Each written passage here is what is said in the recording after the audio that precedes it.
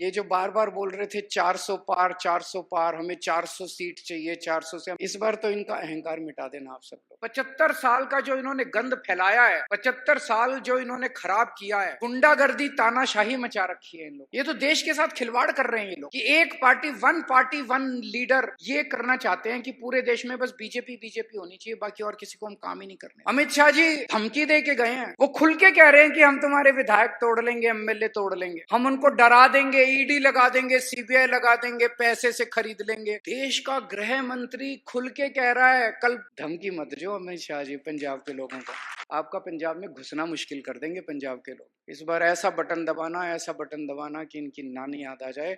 इन्होंने आपको दिल्ली नहीं जाने दिया, इनको इस बार दिल्ली के बाहर भगा देना इनको। मैं तो देख के दंग रह गया यार, ये क्या हो रहा है। मोदी जी कह रहे हैं मैं भगवान का अवतार हूं, खुलेआम सारे इंटरव्यू में कह रहे हैं, एक दो इंटरव्यू में नहीं, सारे इंटरव्यू में वो कह रहे हैं मैं अपनी माँ की कोख से पैदा नहीं हुआ था, मेरे को सीधे भगवान ने इस दुनिया में प्रकट किया है, मैं भगवान का अवतार हूँ। प्रधानमंत्री जी मोदी जी अब कह रहे हैं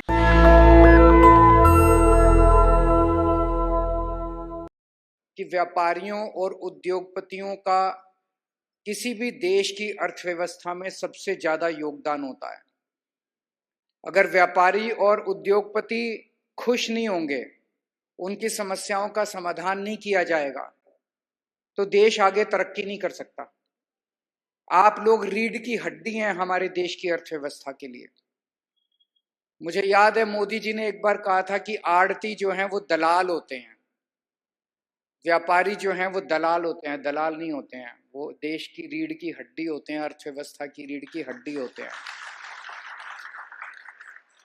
एक तरफ किसान और मजदूर है जो फसल उगाता है, और दूसरी तरफ व्यापारी हैं जो उसको डिस्ट्रीब्यूशन पूरे देश के अंदर डिस्ट्रीब्यूट करते हैं, उद्योगपति हैं जो उसकी प्रोसेसिंग करते हैं आगे।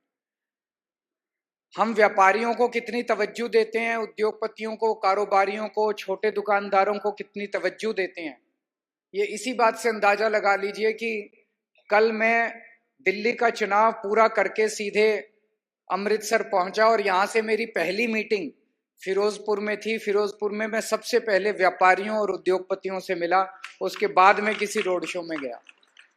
आप लोग हमारे लिए बहुत इंपॉर्टेंट हैं, आप तरक्की करें, फले फूलें, और जो जो बातें धालीवाल साहब ने कही हैं वो सारी बातें हम करेंगे। आप ये सोच सकते हो कि इसके पहले जितनी पार्टियां आई, अभी इसके पहले हमारा संसद में एक ही एमपी था लोकसभा में, अभी रिंकू था, उसके पहले मान साहब थे, उनके अलावा किसी की आवाज सुनाई देती थी? कोई इस पार्टी का हो चाहे उस पार्टी का हो, कोई पंजाब के हक के बारे में बात ही नहीं करता था। जो बातें अभी धालीवाल साहब ने की, वो बातें वो भी कर सकते थे लोकसभा के अंदर, आपकी आवाज वो भी उठा सकते थे, आपके लिए वो भी लड़ सकते थे। उनको परवाह ही नहीं थी आप लोगों की, उनको शायद पता ही नहीं था कि आपकी ये समस्याएं हैं, उन्होंने कभी चिंता ही नहीं की आप लोगों की। आम आदमी पार्टी आप लोगों की पार्टी, आपके बीच से निकले हुए लोग हैं हम लोग, हमें आपकी समस्याएं पता हैं, इसलिए हम आपकी समस्याओं के ऊपर काम करते हैं।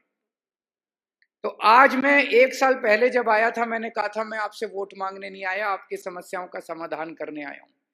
आज मैं आपका समर्थन मांगने के लिए आया हूं इस चुनाव के अंदर, और वो बहुत जरूरी है, कई मायनों में जरूरी है। आपने हमें 2 साल पहले स्टेट के चुनाव में भारी समर्थन दिया, 117 में से 92 सीट दी। इतनी सीटें मुझे नहीं लगता 75 साल में किसी भी पार्टी को आपने इतना ज्यादा प्यार दिया था, इतना विश्वास किया था। उसके लिए मैं तहे दिल से आप लोगों का शुक्रिया अदा करता हूं। और 2 साल में आपने हमारे काम भी देख लिए। हमने जितने काम कहे थे एक एक करके सारे पूरे करते जा रहे हैं। बिजली फ्री हुई कि नहीं हुई?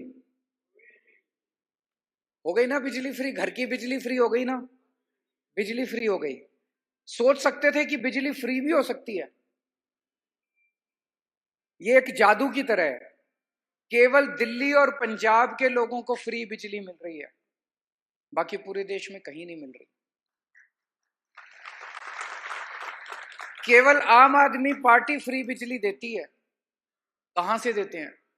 हमारी जेब से तो देते नहीं, पैसे बहुत लगते हैं, इतने पैसे तो है नहीं हमारी जेब में। वही पैसा है, कोई नया टैक्स भी नहीं लगाया, उतना ही टैक्स लग रहा है आप लोगों के ऊपर, थोड़ा कम ही लग रहा होगा, हमने कोई नया टैक्स नहीं लगाया। उसी पैसे को बचा बचा के जो पहले पैसा भ्रष्टाचार में चला जाता था, उसी पैसे को बचा बचा के आप लोगों को बिजली फ्री कर दी हम लोगों ने। मोहल्ला क्लिनिक बन रहे हैं नहीं बन रहे हैं? बने कुछ मोहल्ला क्लिनिक अमृतसर, अच्छे हैं कि नहीं है, बढ़िया है कि नहीं है? मोहल्ला क्लिनिक में शानदार मोहल्ला क्लिनिक, फ्री दवाइयां मिल रही है, फ्री इलाज मिल रहा है, फ्री टेस्ट हो रहे हैं। और अब सरकारी स्कूल शानदार बनने लगे। सबसे पहला अमृतसर का सरकारी स्कूल मेरे को याद है, स्कूल ऑफ एक्सीलेंस। देखने गए आप लोग? देखा किसी ने स्कूल ऑफ एक्सीलेंस बना?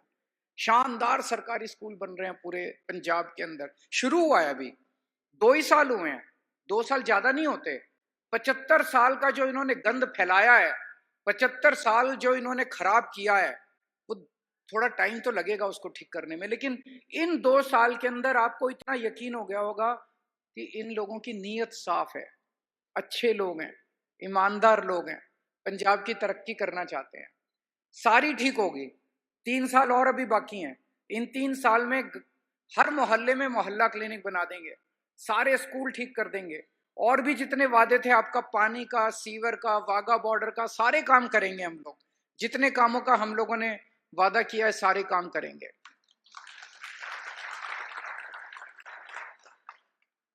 लेकिन आप लोगों का और साथ चाहिए हम लोगों को। वो होता है ना कि ये दिल मांगे मोर।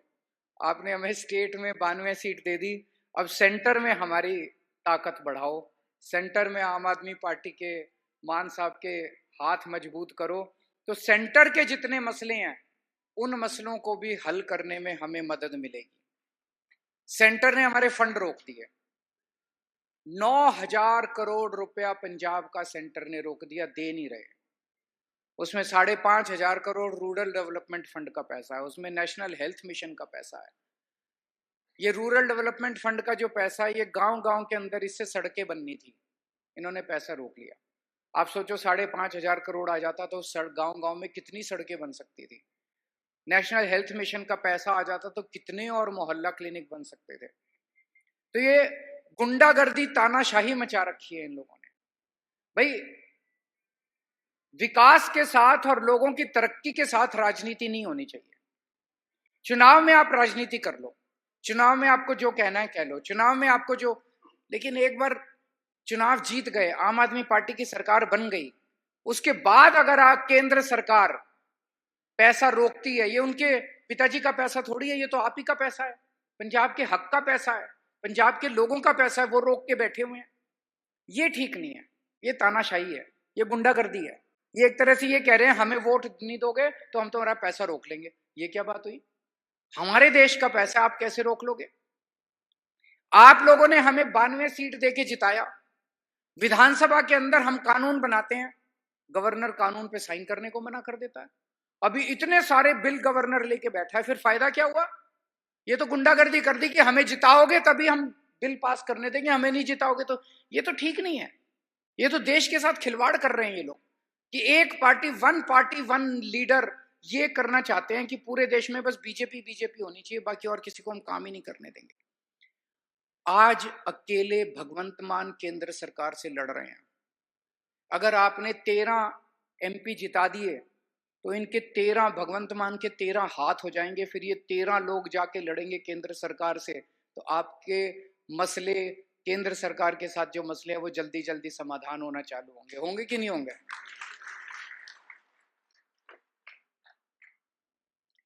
अभी इतनी तानाशाही मचा, इन्होंने मेरे को गिरफ्तार कर लिया,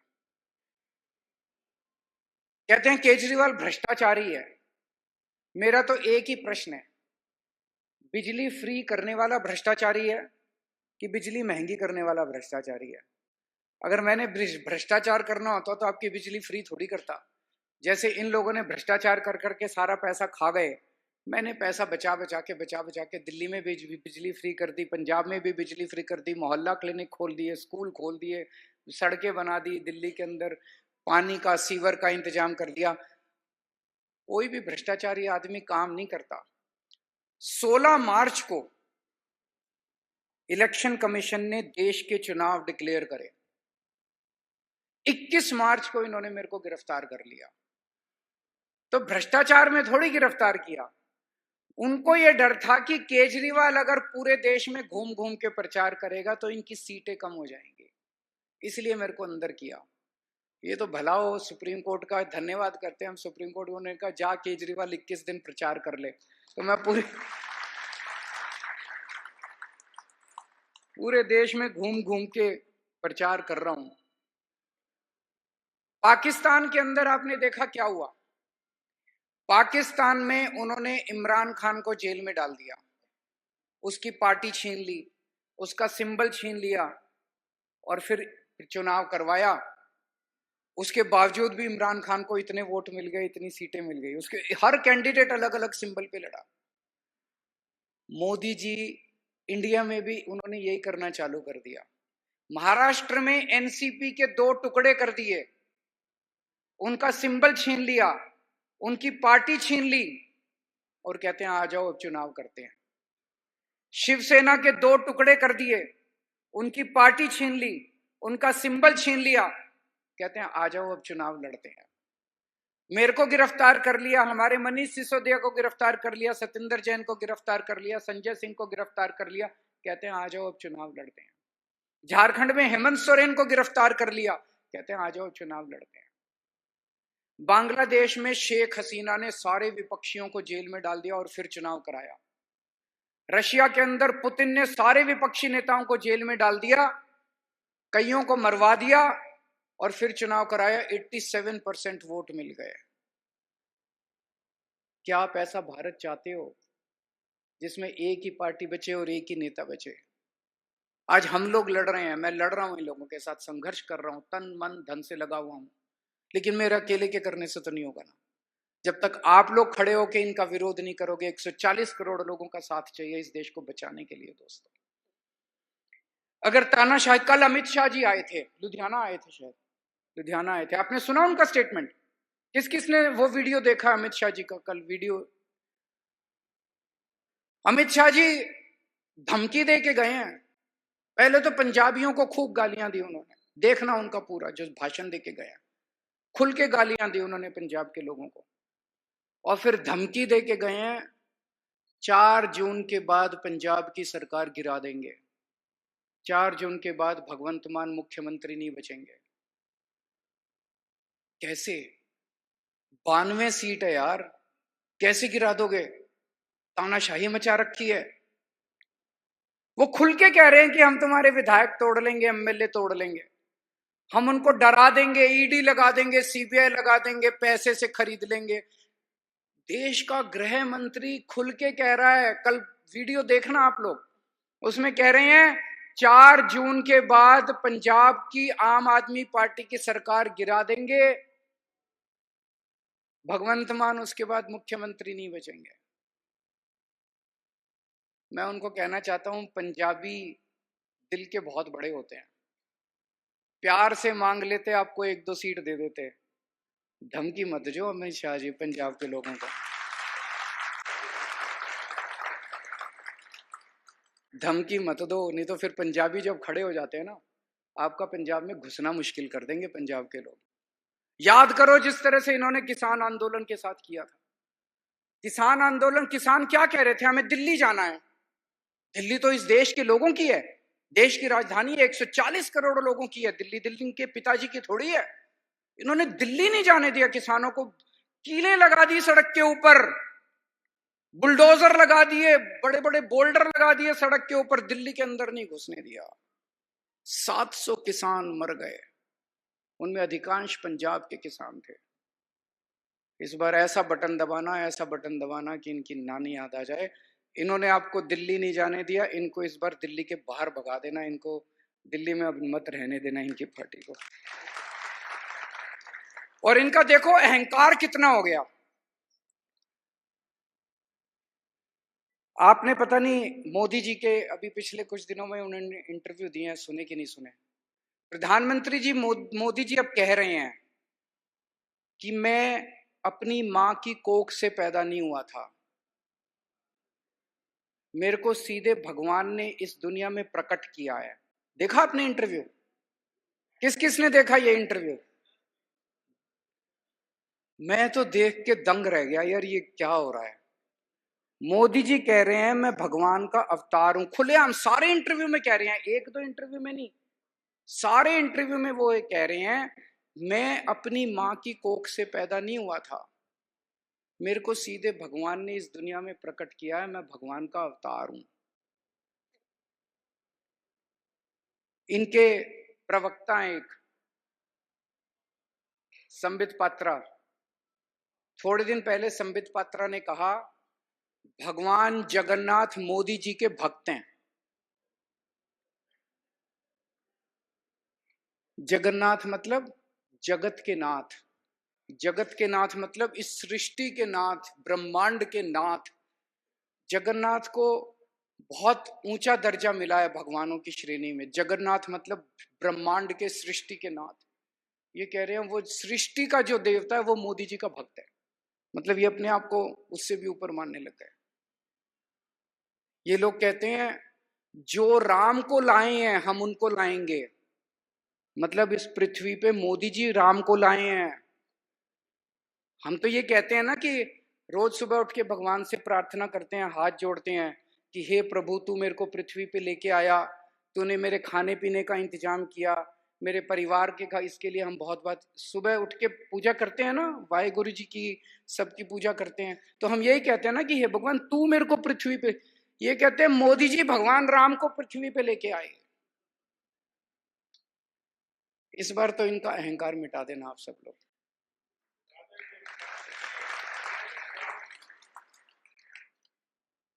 और एक और चीज है, ये जो बार बार बोल रहे थे 400 पार 400 पार, हमें 400 सीट चाहिए, 400 से हमने पूछा क्यों चाहिए? बोले जी मोदी जी कुछ बड़ा काम करना चाहते हैं। हमने कहा क्या बड़ा काम करना चाहते हैं? तो पता चला रिजर्वेशन खत्म करना चाहते हैं, बाबा साहब अम्बेडकर का संविधान खत्म करना चाहते हैं। वो मत होने देना, ये संविधान ही है इस देश का जिसने इस देश को एकजुट कर रखा। 75 साल से इस संविधान ने हमारे देश को बचा रखा है, किसी हालत में वो मत होने देना। और लोग बहुत नाराज हैं। मैं जेल से छूटने के बाद मैं पूरे देश में गया हूँ, लखनऊ गया, मैं जमशेदपुर गया, मैं कुरुक्षेत्र गया, हरियाणा गया, महाराष्ट्र गया, बॉम्बे गया, भिवंडी गया, कई जगह होके आ रहा हूँ। लोगों में बहुत गुस्सा है, इतनी महंगाई हो गई, इतनी बेरोजगारी हो गई, लोगों के घर का खर्चा नहीं चल रहा, घर में बच्चे बेरोजगार बैठे हैं, उनके लिए नौकरी नहीं है।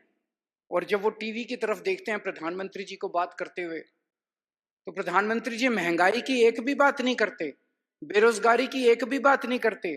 प्रधानमंत्री जी क्या कहते हैं? ये इंडिया गठबंधन वाले को वोट दे दिया तो ये तुम्हारी भैंस छीन के ले जाएंगे, तुम्हारी 2 भैंस है तो 1 भैंस ये छीन के ले जाएंगे। प्रधानमंत्री जी कहते हैं ये तुम्हारा मंगलसूत्र छीन के ले जाएंगे, ये तुम्हारे घर की बिजली काट देंगे, ये तुम्हारे घर की, ये क्या है? हमारी तो कोई चिंता ही नहीं है उनको, हमारी समस्याओं की बात करो ना। अगर प्रधानमंत्री जी कहते मेरे को वोट दो, मैं तुम्हारे पेट्रोल के दाम कम कर दूंगा, डीजल के दाम कम कर दूंगा, तुम्हारा दूध सस्ता कर दूंगा, खाने पीने की चीजें सस्ती कर दूंगा, तुम्हारे बच्चों के लिए ऐसे मैं रोजगार दिलाऊंगा, मैं भी वोट दे देता प्रधानमंत्री जी को। हमारी समस्याओं का उनके पास समाधान ही नहीं है। उन्हें हमारा ऐसे लगता है वो किसी और ही दुनिया में जी रहे हैं कि अब वो भगवान बन गए हैं और अजीब अजीब बातें करने लग गए हैं। मैंने उनका देखा 3 दिन पहले भाषण, अगर इंडिया गठबंधन को वोट दिया तो तुम्हारे घर की टूटी छीन के भाग जाएंगे। अरे क्यों टूटी छीन के भाग जाएंगे? तुम्हारे घर का मंगलसूत्र छीन लेंगे, क्यों छीन लेंगे मंगलसूत्र यार?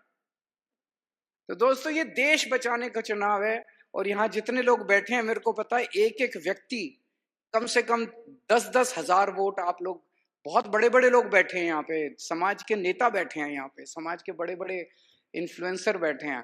आप लोगों को सबको आम आदमी पार्टी को वोट देने के लिए तैयार करना है। देखिए मैं किसी पार्टी का नाम नहीं लूंगा, लेकिन अगर किसी भी दूसरी पार्टी को आप वोट दोगे, आपने देख लिया पिछले 5 साल 10 साल 15 साल से किसी ने पंजाब की आवाज नहीं उठाई लोकसभा में, और पंजाब में इस टाइम हमारी पार्टी है, पंजाब में सरकार हमारी है। अगर हमारा ही एमपी होगा और हमारी सरकार है, मिलजुल के काम करेंगे, जैसे इन्होंने कहा ये प्रोजेक्ट लेके आएंगे केंद्र से, अगर केंद्र से प्रोजेक्ट लेके आएंगे, हमारी सरकार है, उसी ने उस प्रोजेक्ट को लागू करना है, तो मिलके काम करेंगे, तालमेल होगा, 13 की 13 सीट आएंगी। केंद्र में भी हमारे हाथ मजबूत होंगे और पंजाब सरकार से भी वो सारे काम हम करा पाएंगे। तो ये 13 की 13 सीट इस बार आम आदमी पार्टी को देनी बहुत जरूरी है।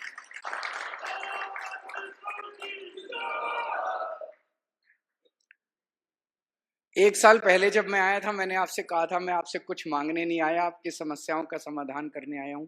आज मैं आपसे झोली फैला के मांगने आया हूं कि हमारे को 13 की 13 सीट दे दो, हमारे हाथ मजबूत करो, और फिर देखो जो काम आज पंजाब के अंदर चल रहे हैं ये डबल ट्रिपल स्पीड से आपके सारे काम होने चालू हो जाएंगे।